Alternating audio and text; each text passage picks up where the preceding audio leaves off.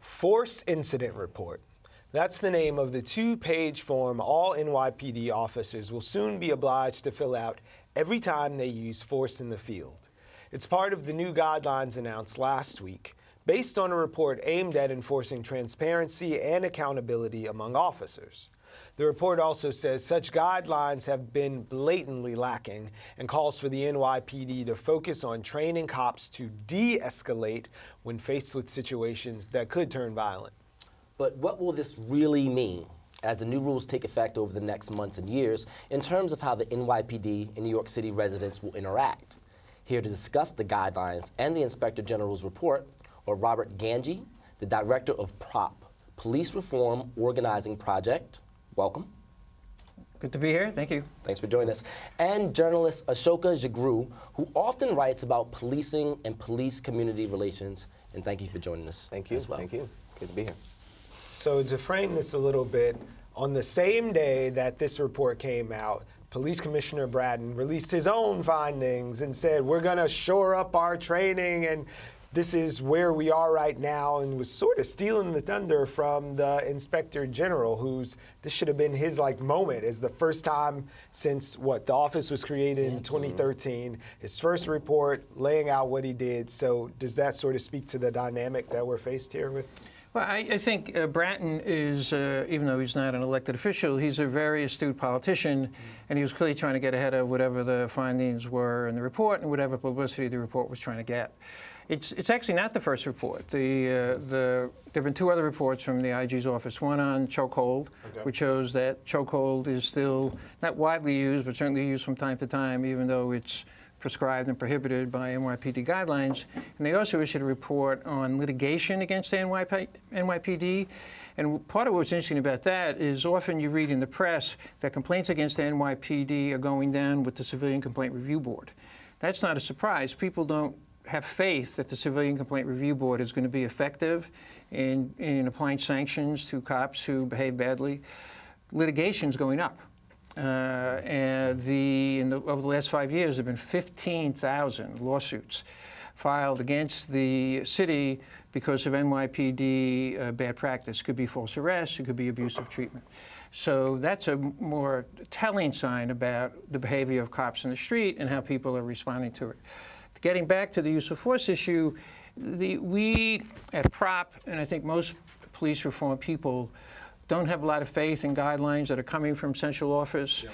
Anyone, I think, who is aware of how the NYPD operates in terms of its officers on the street and the culture of the NYPD, if they think that because there's a regulation that police officers will now fill out these forms automatically, I think you're kidding yourself. I mean, we saw the officer, I forget his name, who jumped James Blake. He did not fill out a form. The officers with him did not fill out a form. Yep. They're all still on the force. Right. Dan Pantaleo, who we all saw apply a chokehold, supposedly prohibited, Tara Garner, which led to his death. I don't believe Pantaleo meant to kill him, but he clearly behaved irresponsibly and recklessly. He should have been fired in a day or two. He's still on the force. So there's no reason to have faith that these regulations alone are going to have an effect on what goes on the ground. Now, we could be wrong, but we have to see. Right now, again, we're very skeptical. Okay. Now, you should be skeptical, of course, but what are these new guidelines? I didn't read them in detail, but from the press accounts, as far as I understand, every time an officer engages in the use of force, he or she has to write an account of it and has to submit it to their superior officer. And then supposedly somebody in One Police Plaza, the headquarters for the NYPD, will evaluate these reports, pick up on trends and patterns, and then maybe begin to respond to signs of bad behavior or abusive practices by cops. So Ash, let's not forget also that besides the use of force by officers, they're also recording use of force against officers, which makes me really skeptical about this whole program, because like body cameras are pointed at the people that police are interacting with, not at the police. Right. Basically, you're having police telling their own story about people using force against them and finding ways to they're just doing brand management in a sense, finding ways to justify the violence they commit on people of color all the time, and finding pseudo-objective ways to justify with bogus stats and bogus stories and bogus reports. So on It's very, January very common 1st, that then? people who cops abuse get charged with, this is the point, get charged with resisting arrest and something called OGA, obstructing government administration. It's very, very common. And so we've become very skeptical about police accounts of those interactions. So looking at the report moving forward, what did they get right then? Well, I think they got right that there is a problem. That this is the IG's office. Right, got that's that how there's I a wanted to problem. make clear There's a that problem IG's with the office. excessive use of force, and there's a problem that cops don't report it. Their recommendations, again, we have great doubts, are going to be very meaningful unless the central office, Bratton, takes very aggressive steps. So, for example. And actually, we're very cynical about virtually every aspect of NYPD practice. But something good happened a long, long time ago. Starting in 1970, cops had to record every time they fired their weapon. And the NYPD took that very seriously and investigated each account. Not only fired the weapon and hit somebody, but fired the weapon anytime there was a discharge. And shooting deaths have dropped significantly. Shooting deaths committed by the NYPD over the last 40 years.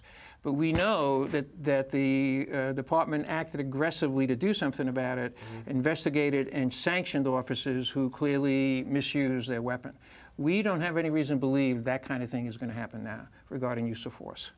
Okay. Now, one of the things that I found interesting in the report was the fact that it said that officers who do not intervene when they see excessive force being used, or if they do not provide medical assistance for anyone who requests it, can also be brought up on charges and/or dismissed. Now, how much of a change is this from in the past, whereas officers can now be held responsible for the actions of other officers? See, we just don't think that directive, I'm going to be really cynical, piece of paper with some words written on it, come from central office, even if it's saying the right things and expressing the right kind of values, it's going to be meaningful unless the department follows it up and disciplines officers who don't follow the guidelines. Again, with the Eric Garner case, it wasn't only Pantaleo. It was all these officers standing around while he was applying the chokehold. Then they let him lay on the ground for how long after he said 11 times, I can't breathe, I can't breathe? They should have all been held responsible. And there was a camera there, too. It's not like they were just writing it down afterwards. And we see case after case of, even with cops with body cameras, when they get caught on body camera doing something horrible, their fellow officers will go to the end and defend them no matter what, even when there's footage. I mean, how will a report a man pushed to the ground by a police officer was locked because he was locked out of his apartment. Yes. A cop who punched someone in the face for riding his bike on the sidewalk. We all saw that. A 15-year-old got harassed by police for now all nonsense. this is recorded. Yeah. Right. Yeah. So my assessment is a political assessment that, and we don't look to Bratton to do any of the kind of things that he should be doing to run a better police department that's fairer and more respectable and doesn't abuse people one way or another every day. We look to the mayor because he is not wedded to broken windows policing the way Bratton is. I mean, that's his brand, that's his legacy. And this is all of a piece of broken windows kind of policing. De Blasio, as we know, ran on a campaign of reforming the police department, not only regarding stop and frisk, but other policies and practices. He presents himself as not just in New York City, but nationally as a progressive who cares about the Tale of Two Cities narrative, who cares about the rights of low-income people, cares about the rights of people of color. Well, he's given, unfortunately, carte blanche to the NYPD in terms of whatever they do, because he's made a political assessment that is what works for him politically.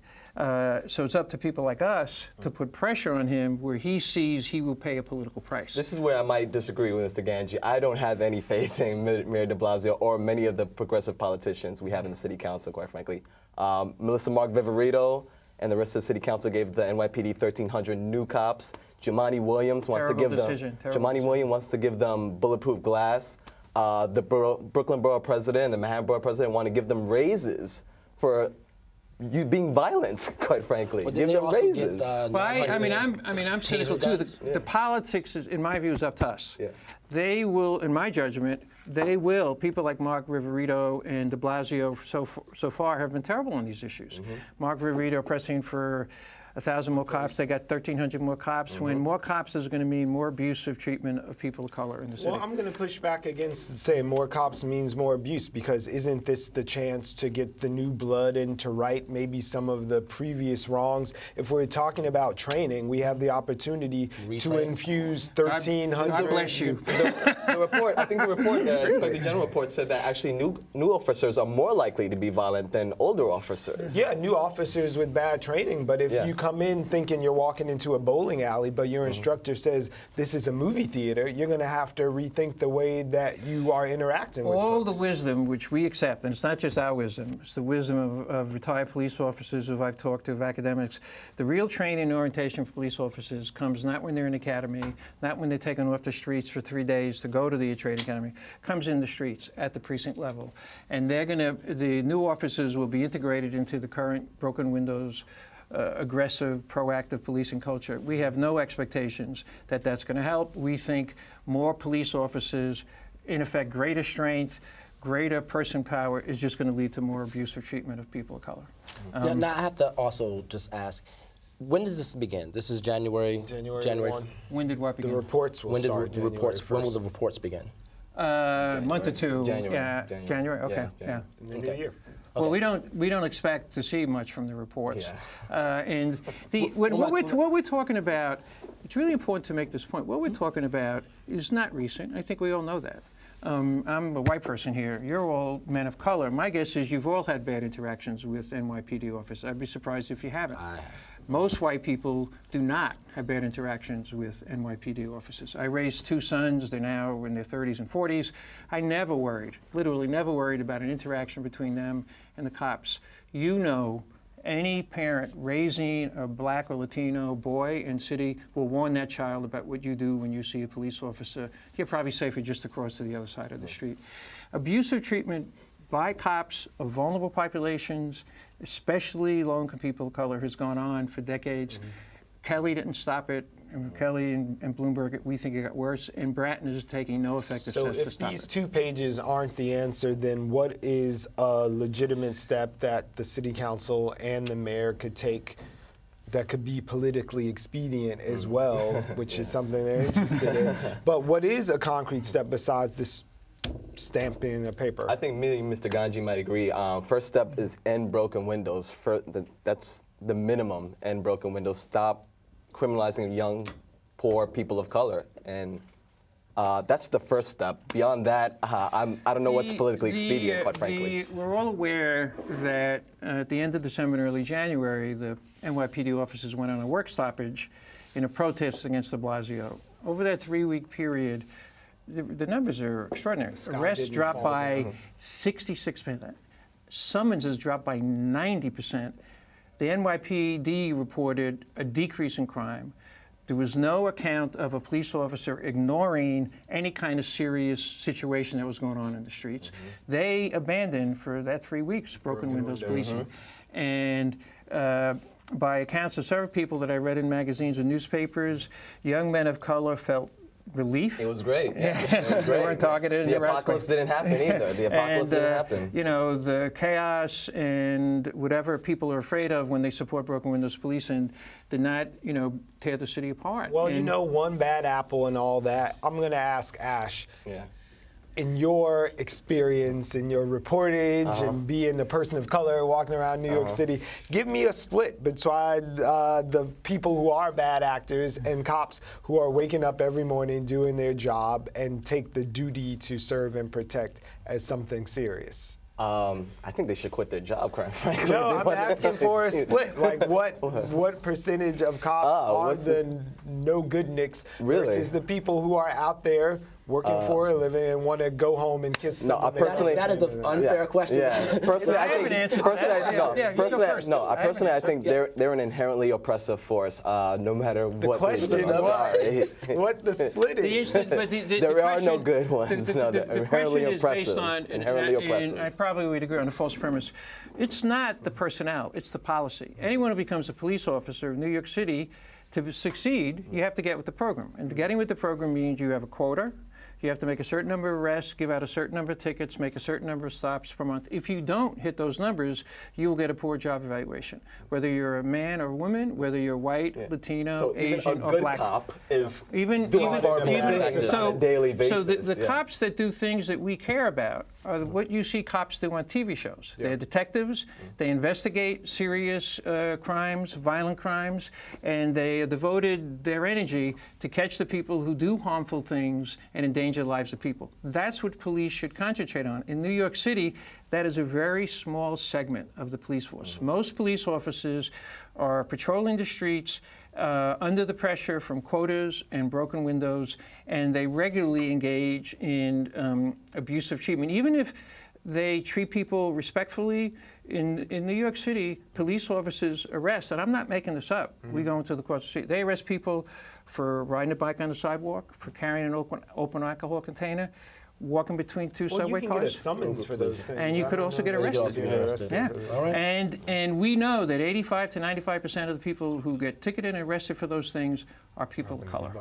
It is a blatantly people as well, racist too. practice, mainly low-income people of color. And it's hard for America, and I mean both, white people who live in New York City and across the country, to accept just how deeply immoral policing practices are in places like New York City.